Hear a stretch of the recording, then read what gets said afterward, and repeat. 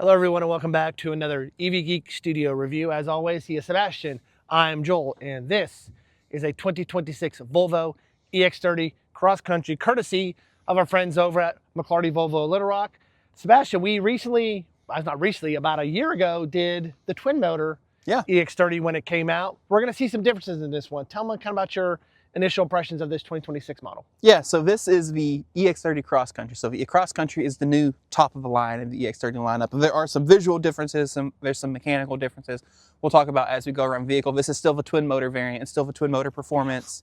You know, same motors as the one we drove previously. This thing is still a rocket. This thing is still quick and fun. But as you can see, there's some exterior changes. There's some mechanical. We'll talk about it as we go.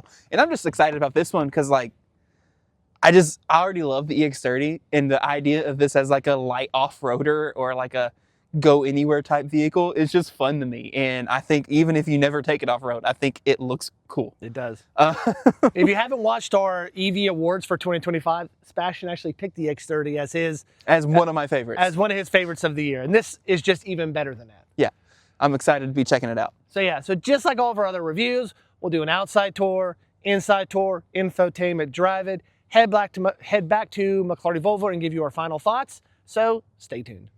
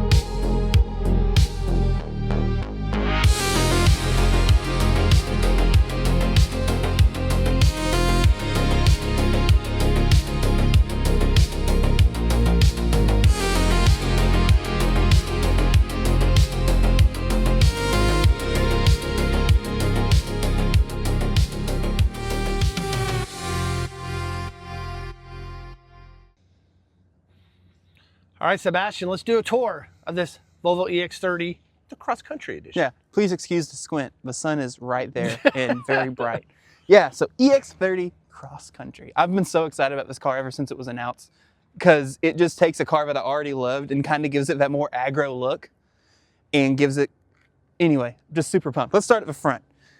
One of the first things you'll notice on EX30 is now this whole panel is this black cladding material, and it has a terrain map on it, which looks pretty cool, as well as some coordinates that go to a Swedish mountain.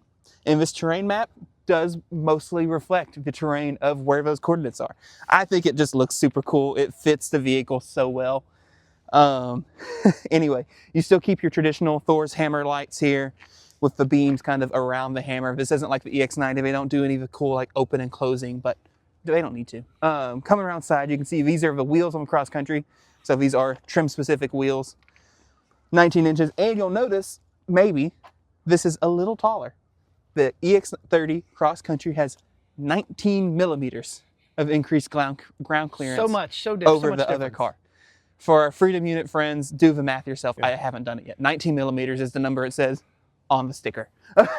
What's the EPA range on this? We forgot to say. We'll get there. Okay. Coming around back here, we're gonna get there real fast. You have your DC fast charge port on the back driver's side. This is still a CCS port on this car with a little double dangle flap situation. Can charge on Tesla superchargers with a NACS adapter. Around 150 kilowatt peak DC fast charge rate. 10 to 80 is about 30 minutes. Which is expected on, what we're seeing on cars this size. Yeah. Pretty small battery. It's like a 64 kilowatt hour battery pack. But because this is the more aggressive version, only 227 miles of EPA rated range. Not great, but I mean, really, it's just not great. But it's one of those things, it's a small battery pack. Yeah. This car's not designed to drive from coast to coast. Yeah, it's a small car too. Yep. We'll close that. You can also see another little detail, Cross Country. Coming around back, you can see this is still pretty typical of EX30, except now you have this piece here that is a similar, actually that's metal, that's wow, painted black, kind of that flat black look. You can see your EX30 Twin Performance badge here. To open the trunk, underneath the windshield wiper, you have this little button. Pop that. Let me get close enough with the key. There it goes. Can I see some of the light? Yeah, you can see it still keeps the kind of traditional Volvo where you have this vertical piece and a C-shaped light below. Trunk size, honestly, not bad for this to be as small of a car as it is. I do appreciate Volvo gives you this little will it fit guide of what you can expect to put in, as well as measurements between like the rear of the car and each seat in various positions and whatnot. I think that's really neat. I like that they do that. In the back here, you can see this does have the cargo cover, decent little size here. This has a sunshade for the panoramic glass roof. We'll talk about that later. And I believe, if I remember right, EX30, let me get under here, has a little bit of underfloor storage as well. You can see you have your charging cable down here as well as some floor mats. Pop that closed. You also get, on this version at least, on how it's optioned. Did you push the button? I thought I did. You may be in front of it. Let's check. I'll push it. Oh, wow. Is it up the whole way?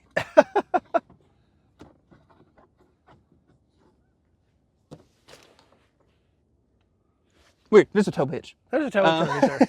It pops down. It was down just a second ago. I'll put it up so I could show that, and now it won't go back down. Now it won't go down, of course. Whoops.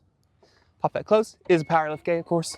And yeah, I mean, coming around side again, you can see some more of this kind of cladding design as well as this little integrated kind of almost, it's not a mud flap. It's not really big enough to be a mud flap, but just keeps the rocks it's to keep road spray off the side of the car. If you want to take a quick peek, oh, that's why it didn't come down. The car's still locked. The car's locked. Let me come now around. We can show it. Let me come around and unlock the car. So one small gripe, it looks like it only has keyless entry on the driver door. Okay. Which is why I had to go all the way around the car to do that. Now the tow hitch should work. There it is. When you come up the rest of the way, this is a 1 1/4 inch with a surprisingly 7-pin hookup, which means it can do like trailer brakes and stuff. Close it, pop, push it again. You see it kind of drop, and then you just so note to self, the car needs to be unlocked for that to work. And now we know. And now that it's unlocked, Joel. Oh, wow. Sebastian's got to close it. This is going to be the fun part because I'm 6'1", as you know from watching our reviews. Take a look at that very small back seat. I love the blue kind of accent back there. That's cool. All right, if I get in, Sebastian, I may not get out. So let's try this. All right. So this is a very compact hatchback. I mean, it's very small. Compact. That said, coming back here, though, you still have decent materials. You have the same kind of nice quality stuff on the door panel here that you have in the front. You do get speakers in the rear door. I point that out for a reason. We'll talk about it later. It's a little tight, though. It is a little tight. I'm going to come around this side real quick. So you get 2 USBs right here, USB-Cs. This is where you actually put your window down. It's not on the door, which is interesting. You also have this little pocket here that you can pull out. Boom. The moose. The moose. Grab that back in there. No cup holders back here that I can tell. This doesn't fold down. But yeah, 2 USB-Cs. You got your window switches. No heated seats or anything back here. This is not really a place that adults are supposed to be. No, this is not where we would take a road trip back here. As you can see, the one tall vertical screen. Let's go look up front. If I can get out, let's try it. Eek. All right. Let's get out. Let's look at the front.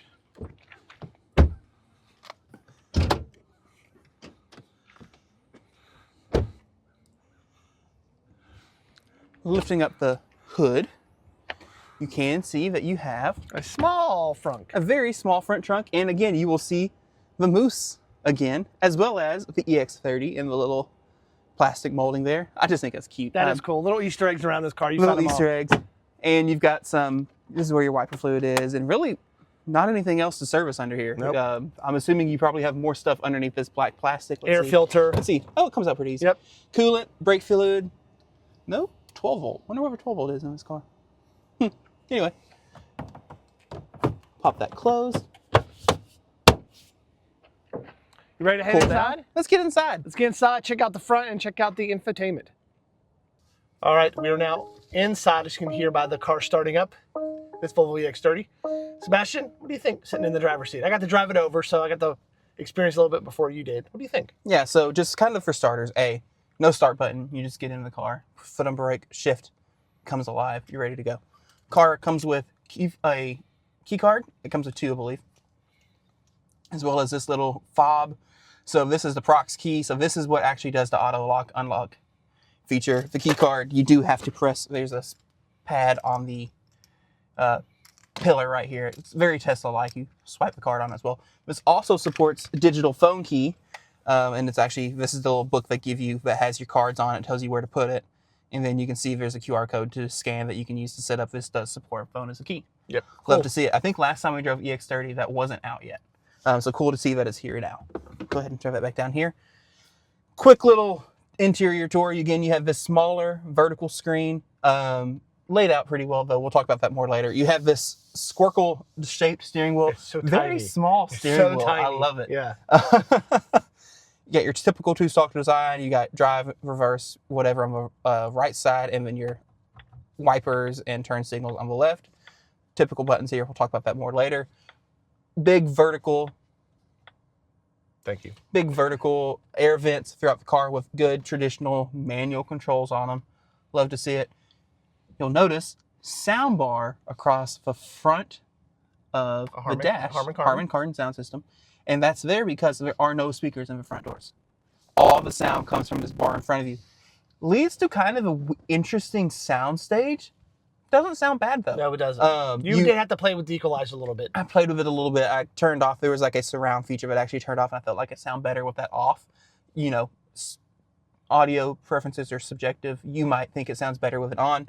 Nonetheless, interesting design decision, and it's because there's nothing in these doors. Yeah. You know, there's no switches, there's no whatever, because the window switches are here. Yeah. Volvo did unfortunately commit the sin that a lot of car designers are doing now, where you have your window switches and you have to hit a button to switch to rear. I said they are auto down and up in the rear, which is nice. You also have your lock and unlock buttons here as well. This also, if you press it, will pop forward ever so slowly and show you cup holders. And you can actually slide these cup holders back and have kind of a more center console storagey area. This is the only center console you get in this car. Correct. Yeah. You can also stop it halfway to have only one cup. Have it put it away again. This does not open. You have wireless phone charger down here. This is also the key card location if you're using the key card to drive the car. Then you just have like a secondary pad here. And you get a little bit of storage. A little bit of storage down here on the floor, where you'll also find 2 more USB-C ports, which is a nice feature to have. And the secret glove box is where? And you have the secret glove box you open on the screen with this button that says glove box. There it is. Pops open here in the center, easy to reach, pretty small, but fine. Also love, you can see in here, all this material on the dash and like the door card is this recycled plastic that has a pretty cool texture to it. And similar thing on the seat, you know, you have this vegan leather material here, but this is like a wool that's made of recycled or upcycled material, which is cool. Also love Volvo's frameless mirrors like you have here. And if you look out on the side, you can see these frameless edge to edge glass design. Really cool. I love the vibes in here. You can have these nice chunky door handles that feel nice, feel good. Yeah, love the materials in here. It's very simple, but like it works. You have this huge, big panoramic glass roof with some factory tinting on it. Love to see it. And if you still want to cover it, you have that sunshade in the back that you can pop in. All right, let's look at the screen. So this has gotten quite a few updates since the last time we drove it. The general operations seems fairly similar, but it seems to be a lot more responsive and a lot less buggy. Yes, quirky. This is kind of your key up home screen. You have maps up top. If you had your phones connected, they'd pop up here. You have quick access to your apps, quick access to some vehicle functions, and then you have your kind of typical menu bar. So look at maps first. Oh, and up top is where your gauge cluster is, because again, no driver screen. And so like when I put it in drive, you'll see this now tells me my speed, gives me a little power meter, etc. It's beeping because I don't have a seatbelt on. Thank you. You don't have yours on either. You can see your trip computer as well as odometer. This has 29 miles on it now. Nice. We'll come up here into maps. I'm going to tap that. Just kidding. There you go. I'm going to go to, let's say, Austin, Texas. You can tell you've already checked it. It knows that it doesn't have enough range to get there. It does automatically add charging stops. Boom. Does on-route preconditioning. There is not, from what I can tell, a manual preconditioning button, but it will do it on route. So you can see it's going to have a stop in 18% for 32 minutes, 40% for 20, 40% for 18, and 33% for 12. Get to Austin with 10%. Considering this battery size, that's not bad. That's not too bad. I mean, that's a 4-stop trip. We've been in vehicles with much larger batteries that are also 4-stop trips. Yep. That said, a bit longer charge sessions than I probably would like, but not that bad. And you come in, you can also change. I mean, if you want to go hardcore, it'll let you get to a charger at 1%. We'll reset that down to the Cal Connor way. Anyway, let me get back out of this. And it does do nice stuff. Like if you're in other apps, it does pop up your directions up top if you're getting close to a turn or whatnot. We'll come in here, your app drawer. You can also see you get your Bluetooth media. You have typical AM, FM radio. You've got your phone. You've got Google Assistant, so you can ask the car to do things for you. You have Sirius XM. Android Auto, which was not here last time we drove, so you can actually use phone protection from an Android phone. Previously, you couldn't do that because this is Android Automotive. And so it was like, why would you need your Android phone hooked up? You have an Android tablet, essentially, in the car. But they added that. Good to see it. As well as CarPlay, wireless for both. That's good. You have a Play Store. It's a hot topic, Sebastian. If you're signed into Play Store, you can install apps. So you can install, like, you can see Waze is listed. You've got Spotify. You've got just various other media services. You've got YouTube. You can download YouTube and watch your videos while you're parked. Yeah. That's what you can do. You have this. This is your just volume for turning it up and down. You can also do it with steering wheel. You have your little climate menu here, so you can pop it up. You can see right now it's set to 72. We can drop it down. Oh, interesting that it's in 2-degree increments. Heated seats in this. Heated seats and steering wheel work very well. Yes. This heating steering wheel works almost too well. You can also hit the fan and get your big boy climate menu. And you can see right now we're in auto. You can also set manual or off. You can do your auto fan speed. Where the air is coming out, you can see you have an air quality monitor, which is nice. Right now it's good too. You have an eco mode, you have your recirc, all that jazz, typical stuff. You can also come in here and set timer, so like you can make it to where when you get out of the car, the climate stays on. Yeah. They tell you it's not dog mode, pet mode. The main seems like kind of basis for a true dog mode is app integration. So like for example on a Tesla, it will come up and tell you, hey, your climate's not keeping the car cool. You can check in on cameras, things like that. Yeah.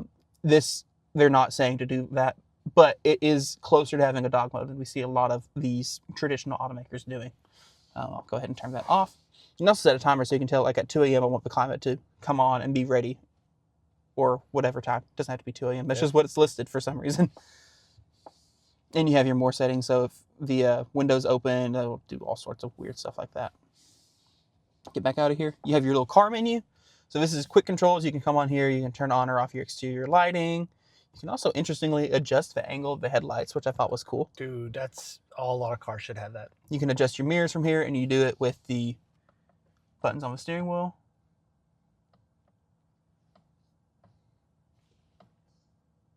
I say that. I just not know what I'm doing. It says right there. That's what I'm doing. It's not moving. Left.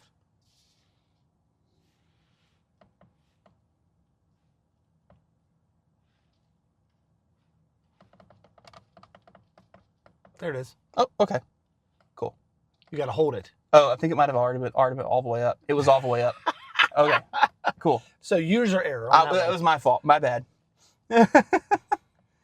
Interesting. If you look at it though, the entire mirror moves. Yeah. Like the entire housing and everything, not just the little insert mirror, not just the glass, which is definitely unique. Close. I do like it also pops up when you adjust them and tells you like you can save that to your profile. So then when you get in the car next, it automatically adjusts if someone else has been driving. You have ambiance features. So this does have ambient lighting. You have some preset things in here. You're not really easy able to see it on the, because it's daytime. Actually, you can kind of. So you see right now we're set to midsummer. And what's interesting is if I come in here and turn the volume back on, you can tell that you want to play audio with your ambient auto. And you can hear midsummer is a wind blowing, nice little experience. Oh, a little bird. Yeah, look at that. Set it to Nordic Twilight and turn the audio on.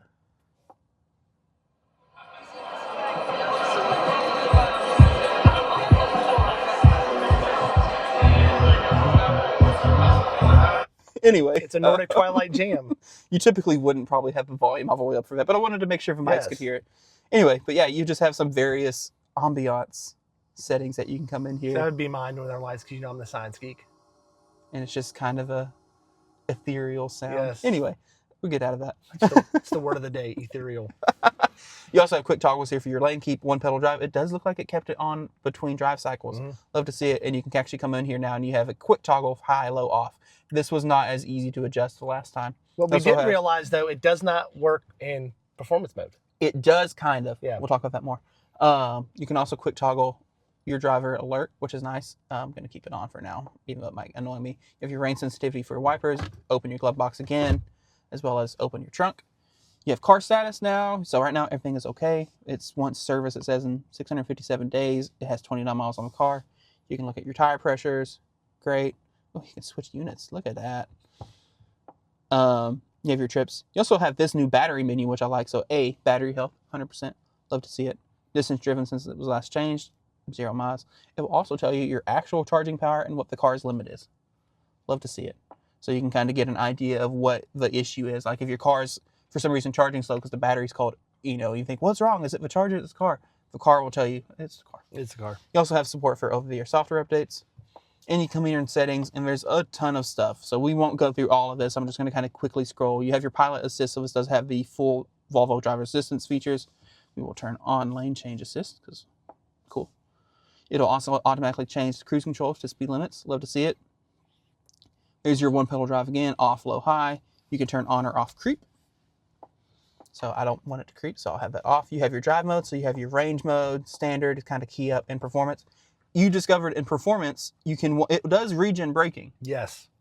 It won't come to a full stop. Yes. You still have to use the brake pedal in performance mode to actually stop the car, which was interesting. You have a hill descent, you have traction control off, you can change the steering flow, medium, firm. I'll go to medium. And then lane keep and some other little safety features, lane departure, forward collision, typical normal stuff in here.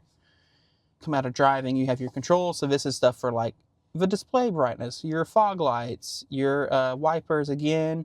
You can reduce the alarms, what would set it off. You have your locking. So this is, again, you can come in here and tell it to automatically unlock doors. You go to park. Ooh, you can lock your glove box. Nice. And have it restricted with a pin. This is that prox unlock and lock. So like when you approach the car, it unlocks. When you walk away, it leaves. Again, only works with, as far as I know, phone is a key and the fob. That does not work with the key card because it can't detect the key card until you swipe it. Gotcha. You've got your lighting, nice, and you can have it automatically close the windows when the car locks, which is nice. So if you park up the windows down and you lock it, it will roll them all back up. Awesome. Ooh, you have a customizable button on the steering wheel. And you can switch it to turn on or off. That's nice. For me, that's not a big deal because I would just drive around with one pedal on all the time. But for someone like my wife who doesn't use it, if this was her car and then I was randomly driving it, I would like being able to just easy one touch change. See, what does this do? Okay, it changes up here. So right now you have the surround view. You can also just do a more simple, just like a simple view for your cruise control. Okay. Cool.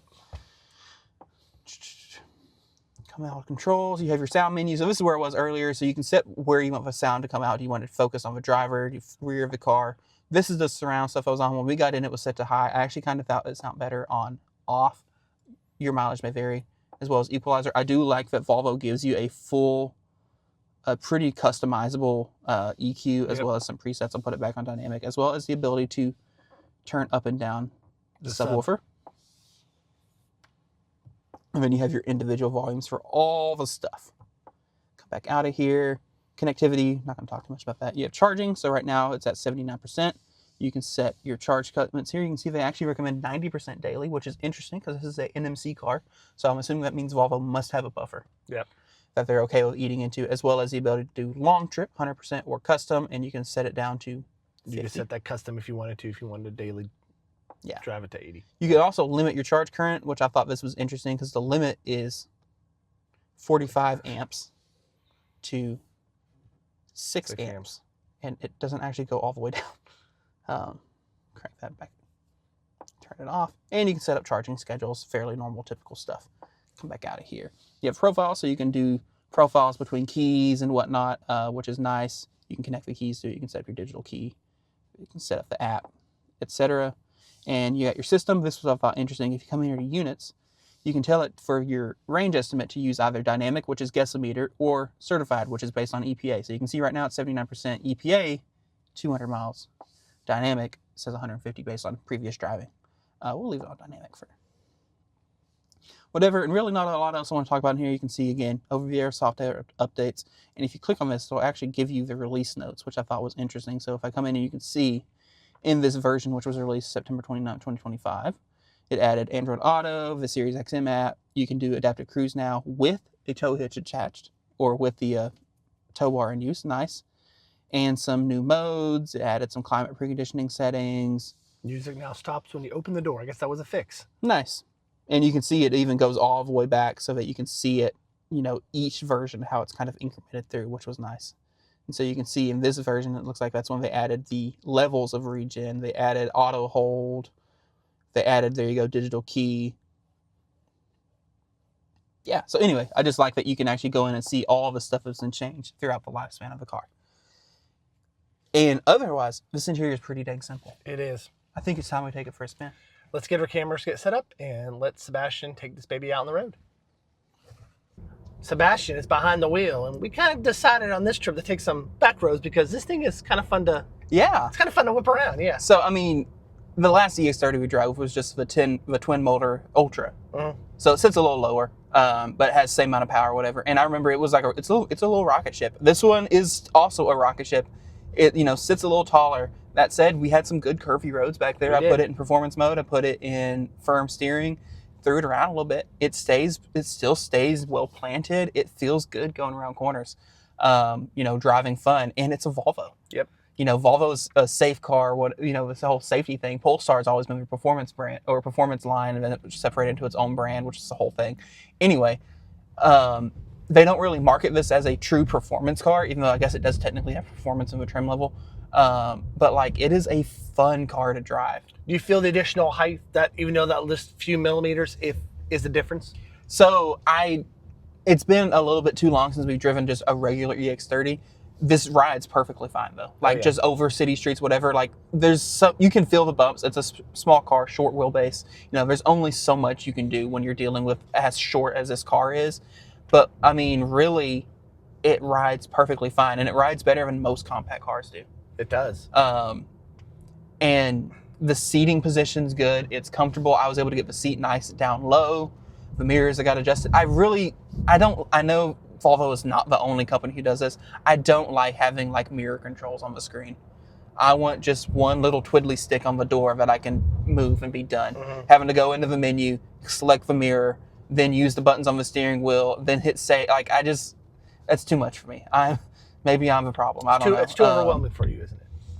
Anyway, but other than like a little gripe like that, that's just, again, Volvo is far from the only company to do that. You know, that's how Tesla does it. That's how tons of automakers are moving now. And that's a nitpick, if anything. But one pedal drive feels nice. Like you said, in performance mode, it doesn't actually bring you to a stop. It just kind of gets you down to about 3 miles an hour, and then you'll roll. And if you take your foot off a brake, it doesn't creep, but there's no brakes holding, so it will roll. And I've actually been driving this whole time. I'm going to put it, just out of curiosity, I'm going to put it in low one pedal instead of high because I want to know what that feels like comparatively. All right, light's not getting any greener. So this does have the roof racks, which you do expect to experience some wind noise. There's a little, but not much. But it's not too bad. And most people will probably have the radio on anyway, so like, whatever. Real quick. So onto the interstate. Okay, so low is pretty light. Okay. Which, I mean, expected. We'll put it back on high. We're going to get on the interstate, and we're going to play with driver assistance. One other thing I want to talk about, the driver's attention monitor is not near as sensitive as it was last time we drove. Because I remember last time we drove, if you like glanced away for more, there was a lot of beeping at you. Basically any amount of time, it would beep and yell at you. Yes. Here, you have to be, I mean, like playing on the screen or whatever, it's come up on me a few times, but it's because I've legitimately been over here for a while. But we've been able to look around and stuff as we've been going, and it hasn't beeped, which is nice. To activate cruise control, you tap the drive button down again to drive again. You can see I've got the green wheel. Very Tesla-ish. Very Tesla-ish, and this is a hands-on system, so you can see if I let go, it's should start complaining here in a second. Love the graphic up there. It's really I like the graphic. It does show you cars around, and that's kind of the whole, you can hit this button if you don't want to see that and go to a basic view. There you go, hands-on wheel. Is a torque wheel, unfortunately. That said, it does do auto lane change, I believe. Yep, there it goes. Oh, it started to and then it bailed. Okay, so I remember this from the last time we drove EX30. It is very cautious with how it does auto lane changing. Now that I can see that it is indeed open next to me, let's see if it does it this time. So we're signaled. We're signaled. I think that just went it just over. disabled. Yeah. It didn't even try. Double check that this is on. Settings. Driving. Oh, it turned. I turned that on earlier. You did. I remember doing that. Okay. Now I can see it's popping up the bubbles. So if I tap my signal, selected changing lanes. There we go. But you keep your hands on the wheel. I had my hands on the wheel. It's just canceled. Maybe it wants both hands on the wheel. Try it again.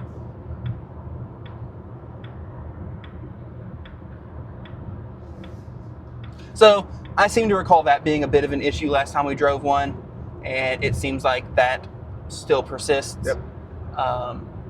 So Volvo can hopefully do some OTA updates on that as well in the future and make this a little bit better. Roof rail makes a lot more noise at 70 Yep. than it, but that makes sense. It's kind of how that's just kind of the nature of the beast. You can't help wind and friction and things like that. Interesting, the cruise control moves in increments of 5 miles an hour. So you can't go from 60 to 62. If I press and hold, does it do in ones? Nope. Oh, there you go. You just have Okay. to press and hold for a while to Okay. get it in ones. Okay. Interesting. Anyway, but out here, other than just wind noise from there, road noise is perfectly fine. It's what I would expect from a car this size. I'm shocked with how much. I mean, yeah, my seat is the whole way back for filming issues, but I was like, there's no room in the back. yeah, there's the no back's room. tiny. I got a lot of space. But you got plenty of cockpit space in the Yes. front. We're close to each other, but it's a small car, but Yep. it makes sense. The center armrest is a little hard. It's not very padded, but it's fine. Yep. This is at a good height for me to rest my arm at as we're trying to driving around here. Like seating position, all that's good. Seats are comfortable. Heated seats work well. Climate control is doing a good job, even in eco mode. Which, I mean, it's not hot outside. It's 57 degrees.